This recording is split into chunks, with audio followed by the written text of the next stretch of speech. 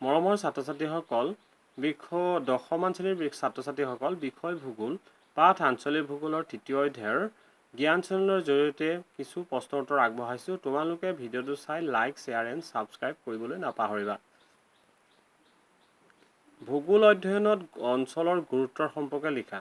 ইয়াৰ উত্তৰটো হৈছে অঞ্চল হৈছে আঞ্চলিক ভূগোলৰ অধ্যয়নৰ মূল ভিত্তি। আঞ্চলিক ভূগোলে কোনো এটা অঞ্চলক ভালকৈ অধ্যয়ন কৰিব পাৰে। কেইবাটাও অঞ্চলৰ অধ্যয়নে একেলগে সংযোগ কৰিলে কোনটো অঞ্চল আগবঢ়া আৰু কোনটো অঞ্চল পিছপৰা সেইটো জানিব পৰা যায়।